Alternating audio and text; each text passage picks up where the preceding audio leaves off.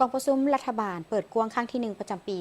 2026 ได้ปิดลงด้วยผลสำเร็จตามคาดหมายที่วางไว้ภายหลังดำเนินมาเป็นเวลา 2 วันระหว่างวันที่ 24 25 มิถุนายน 2026 ที่หอประชุมแห่งชาติภายใต้การเป็นประธานของทานนายกรัฐมนตรีสอนไซศรีพันดรเกี่ยวกับผลกองประชุมภายหลังที่กองประชุมได้ปิดลงในตอนแรกของวันที่25มิถุนายน2026ท่านเขิงคำแก้วหนูจันทร์รองรัฐมนตรีรองหัวหน้าห้องว่าการสำนักงานนายกรัฐมนตรีได้แถลงข่าวต่อสื่อมวลชนเกี่ยวกับผลของกองประชุมรัฐบาลเปิดกว้างครั้งที่ 1 ประจำปี 2026 ให้ฮู้ว่ากองประชุมดังกล่าวได้ไขขึ้นในตอนเช้าของวันที่24และอัดลงในตอนแรกของวันที่25มิถุนายน2026ที่หอประชุมแห่งชาติโดยภายใต้การเป็นประธานของทานสอนไซศรีพันดรนายกรัฐมนตรีมีบรรดาทานรองนายกรัฐมนตรีสมาชิกรัฐบาลประธานคณะกรรมการปกครองนครหลวงวิจันทร์บรรดาแขวงและผู้ต่างหน้าจากองค์การจัดตั้งพรรครัฐเทียบเท่าขันศูนย์กลางเข้าร่วมจำนวน50ท่านกองประชุมในครั้งนี้ได้พร้อมกันคุณครัวปรึกษาหารือประกอบคำคิดคำเห็นและพิจารณาต่อบรรดาหัวข้อใน2วาระที่สำคัญคือวาระที่1แม่นสรุปเวียกงานที่พ้นเด่น6 เดือนต้นปีและแผนเวียกจุดสูม6 เดือนท้ายปี2026ของรัฐบาลตีราคาในการจัดตั้งปฏิบัติแผนพัฒนาเศรษฐกิจสังคมแผนงบประมาณและแผนเงินตราระยะ6 เดือนต้นปี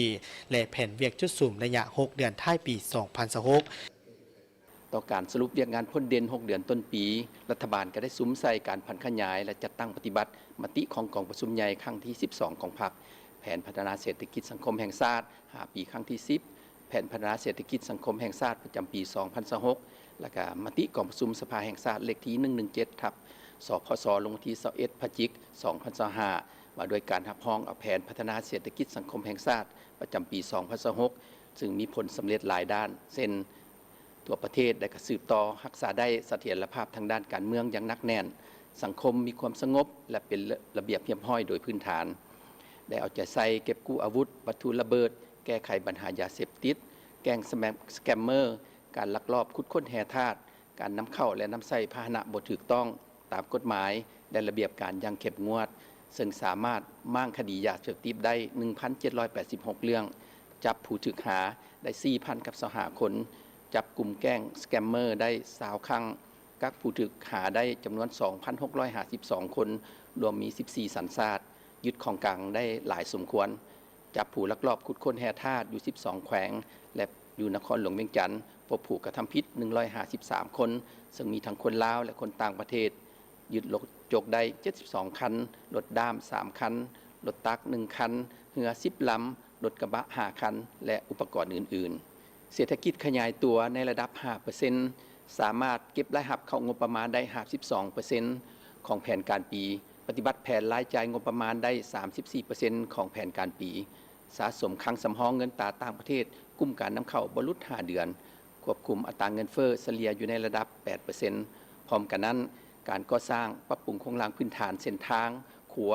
การผลิตสินค้าหับใส่ภายในและส่งออกการพัฒนาเวียกงานการศึกษาสาธารณสุขพลังงานไฟฟ้าการคุ้มครองดึงดูดส่งเสริมการลงทุนการออกใบตาดินการคุ้มครองพัฒนาสีมือแรงงานการพัฒนาพื้นฐานโครงสร้างการท่องเที่ยวการสร้างและปรับปรุงกฎหมายการแก้ไขปัญหาขาดเขินน้ำมันเชื้อไฟการเคลื่อนไหวเวียกงานการต่างประเทศการปรับปรุงการจัดตั้งแต่ละขั้นการประกาศสร้างตั้งตะแสงและอื่นๆล้วนแต่มีความคืบหน้าดีเคียงคู่กับผลสำเร็จดังกล่าวก็ยังมีเวียกงานจำนวนหนึ่งที่จะต้องได้สืบต่อปรับปรุงแก้ไขให้มีการหันเปลี่ยนที่ดีขึ้นกว่าเก่าเป็นต้นปัญหาปรากฏการณ์เหาะท่อในสังคมการหันเป็นทันสมัยยังซักซ่าการคุ้มครองโครงการขุดค้นแร่ธาตุการนำเข้าสินค้าฟุ่มเฟือยการก่อสร้างและซ่อมแปลงเส้นทางการลักลอบตัดไม้ซื้อขายและเคลื่อนย้ายไม้การปกปักรักษาสิ่งแวดล้อมการนำใช้ทรัพย์สินของรัฐอย่างฟุ่มเฟือยและการเคารพปฏิบัติกฎหมายระเบียบกันและอื่นๆ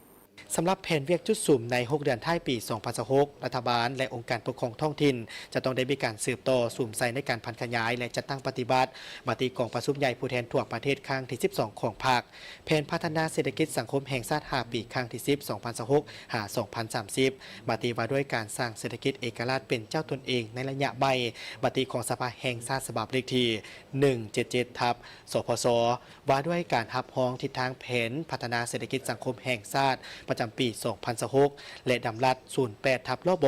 ว่าด้วยการกำหนดหน้าเวียกและแบ่งความรับผิดชอบในการจัดตั้งปฏิบัติแผนพัฒนาเศรษฐกิจสังคมแห่งชาติแผนงบประมาณแห่งรัฐและแผนเงินตราประจำปี 2026 พร้อมเดียวกันนั้นพวกเขาก็ต้องได้พร้อมการแก้ไขปัญหาเข่งฮ้อนตามการชี้นำของสหายเลขาธิการใหญ่ประธานประเทศแห่งสาธารณรัฐประชาธิปไตยประชาชนลาวในกองประชุมข้างปฐมฤกษ์ของรัฐบาลสุดที่10ที่ชี้นำ9ข้อและกองประชุมครบคณะครั้งที่ 3 ของคณะบริหารงานศูนย์กลางภาคสมัยที่ 12 โดยเฉพาะแม่นเอาใจใส่ในการแก้ไขปัญหาความยุ่งยากทางด้านเศรษฐกิจการเงินการรักษาเสถียรภาพทางด้านการเงินก็คือเงินตราอัตราแลกเปลี่ยนหับประกันบ่ให้ขาดแคลนน้ำมันเสื้อไฟคุ้มครองราคาสินค้าค่าของชีพอัตราเงินเฟ้อบ่ให้เพิ่มสูงขึ้นซุ่มใช้ในการแก้ไขปรากฏการณ์ย่อท่อต่างๆและอื่นๆตาม 12 หน้าเวียกใหญ่คือ 1. สืบต่อในการสุ่มใส่ในการรับประกันเสถียรภาพทางด้านการเมืองให้นักแน่นสังคมมีความสงบและเป็นระเบียบเรียบร้อยเอาใจใส่เวียกงานก่อสร้างหากฐานการเมืองพัฒนาชนบทและเขตห่างไกลซอกลีกเขตหล่อแหลมตามเขตชายแดนให้มีความเข้มแข็งแก้ไขปรากฏการณ์ย่อท่อในสังคมเป็นต้นแม่นเอาใจใส่ในการกวดการในการคุ้มครองสกัดกั้นต้านและแก้ไขยาเสพติดในขอบเขตทั่วประเทศให้เป็นระบบสุ่มใส่ในการแก้ไขอาชญากรรมทางคอมพิวเตอร์โดยเฉพาะแม่นกลุ่มแก๊งสแกมเมอร์ที่พวมระบาดอย่างกว้างขวางที่สร้างความเดือดร้อนให้แก่ประชาชนเคียงคู่กับการแก้ไขอุบัติเหตุตามท้องถนนและปัญหาย่อท่ออื่นๆให้มีความคืบหน้าและหลุดลงให้ทุกภาคส่วนในการเกี่ยมความพร้อมหอบด้านรับมือกับภัยพิบัติที่อาจจะเกิดขึ้นในต่อหน้าเพื่อรับประกันความปลอดภัยทางด้านชีวิตและทรัพย์สินของประชาชนต้องมีการวางแผนแต่หัวทีมีระบบเตือนภัยธรรมชาติอย่างทันการเอาใจใส่ในการบริหารการจัดการของบรรดาเขื่อนไฟฟ้าให้ดีการเกี่ยมความพร้อมในการเคลื่อนย้ายประชาชนในการช่วยเหลือบรรเทาทุกข์ประชาชนหากมีภัยพิบัติเกิดขึ้น 2. เอาใจใส่ในการสุกยู่เก็บรายรับงบประมาณโดยสุ่มใส่ในการสร้างนโยบายสุกยู่ส่งเสริมแต่หัวทีโดยเฉพาะกระแมนบรรดาหน่วยงานรายรับใหม่เพิ่มขึ้นอยู่แห่งการหันเป็นทันสมัยในการเก็บรายรับการค้นคว้าปรับปรุงระเบียบการมาตรการเกี่ยวกับการกำหนดค่าธรรมเนียมและค่าบริการเคียงคู่กับการคุ้มครองการเก็บรายจ่ายงบประมาณให้ปฏิบัติตามแผนการและมีประสิทธิผลให้ส่งเสริมการประหยัดและต้านการฟุ่มเฟือยในทั่วสังคมโดยเฉพาะเป็นการค้นคว้าวางมาตรการใหม่ให้สอดคล้องและสามารถปฏิบัติได้บ่ให้วางออกแบบรวมๆควรมีการวางมาตรการที่มีลักษณะเจาะจงว่าอันใดแม่นการประหยัดอันใดแม่นการฟุ่มเฟือยการฟุ่มเฟือยแบบใดจะได้มีการลงวินัยรัฐบาลต้องเป็นแบบอย่างนำหน้าในการประหยัดเช่นเริ่มมีการจัดตั้งปฏิบัติในการประหยัดในการนำใช้ไฟฟ้าน้ำประปาลดผ่อนการนำใช้ค่าใช้จ่ายบริหารที่บ่สมเหตุสมผลรวมทั้งการเคลื่อนไหวเวียกงานอยู่ต่างประเทศที่บ่จำเป็นปลูกจิตสำนึกชาตินิยมส่งเสริมการนำใช้ผลิตภัณฑ์ภายในประเทศสืบต่อปรับปรุงบรรดารัฐวิสาหกิจให้เข้มแข็งและดำเนินธุรกิจใหม่ให้มีประสิทธิภาพสุ่มใส่ปฏิบัติบรรดามาตรการต่างๆเพื่อสืบต่อรักษาเสถียรภาพเงินตราแห่งชาติสู่สนสะสมขังสำรองเงินตราต่างประเทศกุ้มการนำเข้าให้ได้ตามแผนการ3แม่นสืบต่อในการสุกยู่และส่งเสริมผลิตภัณฑ์ภายในเพื่อเป็นการทดแทนการนำเข้าบรรดาพื้นฐานการผลิตที่มีท่าแหงเป็นต้นแม่นเสบียงอาหารแนวพันธุ์พืชหัวอาหารสัตว์ฝุ่นสิบภาพและปุ๋ยสุกยู่การส่งเสริมการผลิตและการปรับปรุงการผลิตกสิกรรมและอุตสาหกรรมเพื่อเป็นสินค้าส่งออกที่มีมูลค่าเพิ่มสูงขึ้นทางค้าประกันทางด้านปริมาณและคุณภาพสามารถแข่งขันได้เอาใจใส่ในการคุ้มครองราคาสินค้าหับไส้ในชีวิตประจำวันที่มีความสอดคล้องกับสภาพเศรษฐกิจตัวจริงส่งเสริมและพัฒนาจุลวิสาหกิจขนาดน้อยและขนาดกลางให้มีความเข้มแข็งโดยการสืบต่อในการจัดตั้งปฏิบัตินโยบายสินเชื่อเพื่อกระตุ้นเศรษฐกิจการกระจายแรงทุนและบรรดากองทุนต่างๆให้มีประสิทธิผลสืบต่อดัดสมบริษัทนำเข้าน้ำมันเสื้อไฟและดัดสมบริษัทนำเข้ารถที่มีจำนวนหลายให้ลดลงเพื่อเป็นการคุ้มครองง่ายส่งเสริมการนำใช้รถไฟฟ้า การนำใช้พลังงานที่สะอาดโดยเฉพาะแม่นส่งเสริมครัวเรือนติดตั้งพลังงานแสงตะเวนถึงหลังคาเรือนให้แข็งแรงและเป็นรูปธรรมกว่าเก่าพร้อมกันนั้นเฮียบฮ้อนค้นคว้ารูปแบบการลงทุนโครงการพัฒนาโครงรางทอซุงน้ำมันเวียดนามลาวให้สำเร็จตามแผนการที่ฝากไว้พร้อมเดียวกันนั้นก็ให้สืบต่อในการแก้ไขการลักลอบขุดค้นแห่ธาตุลักลอบขุดค้นค้ำตกคอนและการขุดค้นไม้ที่บ่ถูกต้องอย่างเด็ดขาดเข้มงวดซีแมนสุกยู่แหงการผลิตเสบียงอาหารและผลิตเป็นสินค้าเกษตรกรรมที่มีท่าแหงสืบต่อในการขึ้นทะเบียนออกใบตาดินสำหรับให้สำเร็จตามแผนการพร้อมทั้งออกแจ้งการเกี่ยวกับการลงทะเบียนออกใบตาดินการหันเปลี่ยนกรรมสิทธิ์ที่ดินต้องชำระค่าธรรมเนียมค่าซื้อขายกรรมสิทธิ์นำไส้ดินและธุรกรรมต่างๆเกี่ยวกับดินแม่นให้ชำระผ่านระบบธนาคารสุ่มใส่ในการปรับปรุงการสร้างบรรดาเส้นทางคมนาคมทางบกทางน้ำและทางอากาศตามแนวเศรษฐกิจต่างๆทางหลวงแห่งชาติและทางหลวงขันท้องถิ่นรวมทั้งการปรับปรุงบรรดาโครงรางที่ได้รับผลกระทบจากภัยพิบัติในแต่ละระยะสืบต่อในการสุกยู่นักลงทุนทางภายในและต่างประเทศในการก่อสร้างทางด่วนเวียงจันทร์ฮานอยเวียงจันทร์โบเตนทางรถไฟท่าแขกและวุ้งอางและทางด่วนอื่นๆพร้อมนั้นก็ให้เอาใจใส่ในการติดตามสุกยู่โครงการรูปแบบสัญญาสะสมการออกแจ้งการเกี่ยวกับการสำระซาสางการซื้อขายยานพาหนะโดยผ่านระบบธนาคารฮีพรให้มีการจัดตั้งปฏิบัติการนำใช้ระบบ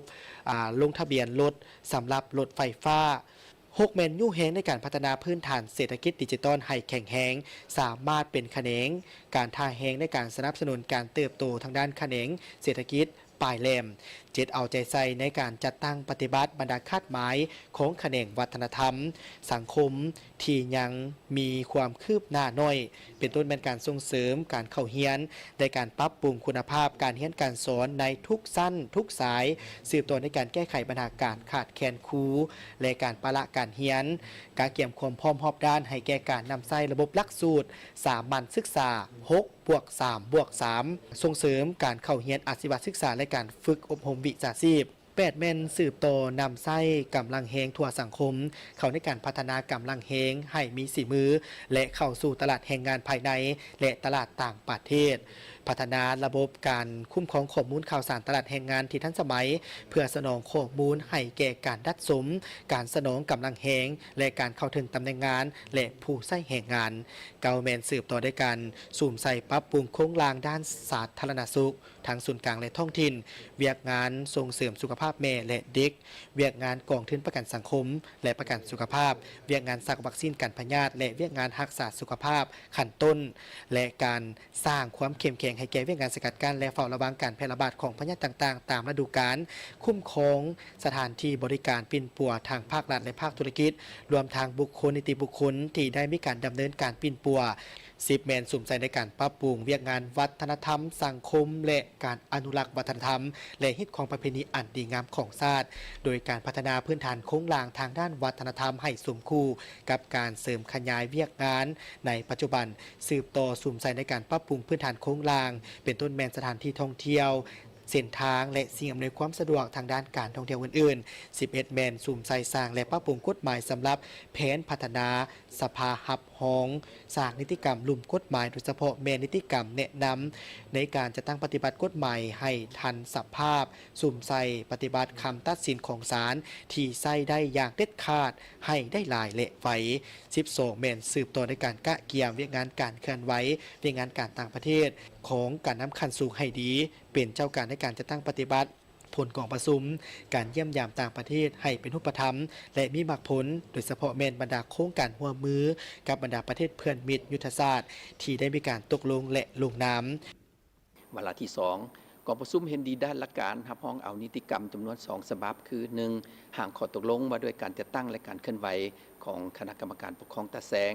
2. เป็นห่างวาระแห่งชาติว่าด้วยการพัฒนาชนบทและแก้ไขความทุกข์ยากของประชาชน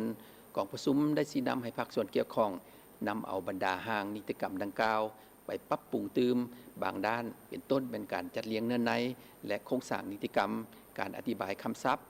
การกำหนดมาตรฐานเงื่อนไขต่างๆการกำหนดนโยบายต่างๆ การกำหนดจำนวนบุคลากรในโครงข่ายการจัดตั้งการกำหนดหน้าที่ความรับผิดชอบเพื่อเฮ็ดให้บรรดานิติกรรมดังกล่าวมีเนื้อในครบถ้วนสมบูรณ์ละเอียดจะแจ้งหัดกลุ่มแทดเหมาะกับตัวจริงสอดคล้องกับบรรดากฎหมายและนิติกรรมใต้กฎหมายที่ได้ประกาศนำใส่ไปแล้วทั้งสามารถจัดตั้งปฏิบัติได้อย่างมีประสิทธิผลนอกนั้นกองประชุมยังได้ค้นคว้าหางดำรัดว่าด้วยตำแหน่งบริหารของพนักงานรัฐกรฉบับปรับปรุง